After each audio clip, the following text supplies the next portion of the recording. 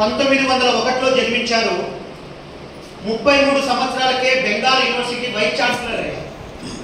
ఒక అద్భుతమైన అపార మేధావి వారు చనిపోయిన తర్వాత వాళ్ళ ఇంట్లో ఉండే పుస్తకాలు కనుక చూసినట్లయితే 70,000 పుస్తకాలు వాళ్ళ ఇంట్లో ఉన్నాయి. అంత అద్భుతమైన మేధావి. 1905లో లార్డ్ కర్జన్ అనే వ్యక్తి భారతదేశాన్ని ముక్కలు చేయాలని చూసినప్పుడు తూర్పు బెంగాల్ పశ్చిమ బెంగాల్గా ఆ రోజున వందే మాతరం నినాదం ఏదైతుందో దాని కారణంగా 1911లో దేశ విభజన అడ్డుకున్నారు. 1911 నాటికి దేశంలో హిందూ ముస్లిం భావన లేదు, మనందరం కూడా భారతమాత సంతానం అనే నినాదం.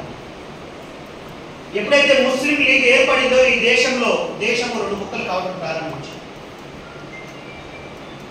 బెంగాల్లో క్షామం వచ్చింది, పెద్ద జబ్బది, అంటూ వ్యాధి. ఆ రోజుండే బ్రిటిష్ అధికారులు ఎవరు కూడా దాన్ని పట్టించుకోని కారణంగా ఒక బెంగాల్ రాష్ట్రంలో 30 లక్షల మంది చనిపోయారు. ఇది శ్యామప్రసాద్ ముఖర్జీ జీవితాన్ని తగ్గించేసింది.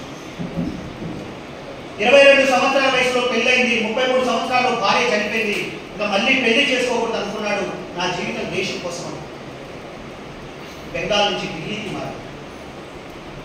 47లో దేశానికి స్వాతంత్రం వచ్చింది. కానీ దేశానికి స్వాతంత్రం వచ్చినప్పటికీ మన దేశంలో 3 సంస్థానాలు భారతదేశంలో కలవదు. మనది ఆంధ్రప్రదేశ్ మద్రాస్ ప్రెసిడెన్సీలో ఉంది.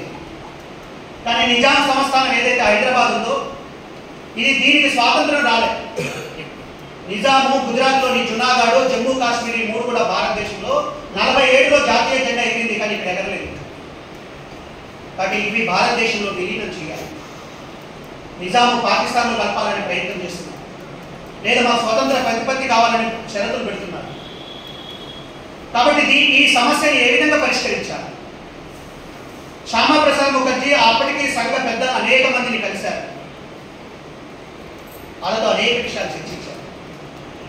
47లో మన దేశానికి స్వాతంత్రం వచ్చిన తర్వాత నెహ్రూ గారు ప్రధానమంత్రి అయిన తర్వాత నెహ్రూ గారి క్యాబినెట్లో 11 మంది కాంగ్రెస్ పార్టీకి సంబంధించి కానీ వాళ్ళని మంత్రులు చేశారు.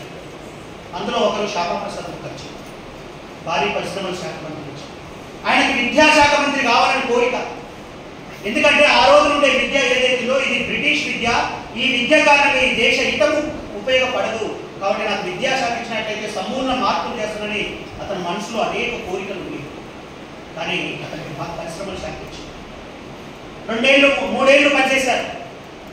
కానీ నెహ్రూ గారి యొక్క విధానాన్ని దగ్గర నుంచి చూసిన తర్వాత ఇందులో ఉండి నేను పనిచేయాలని చెప్పేసి మంత్రి పదవికి రాజీనామా చేయకంటే ముందు ఒక సంఘటన జరిగింది. నిజాం సంస్థాన విషయంలో క్యాబినెట్ మీటింగ్ జరుగుతుంది. నెక్స్ట్ దీని మీద చర్చ ఉంది.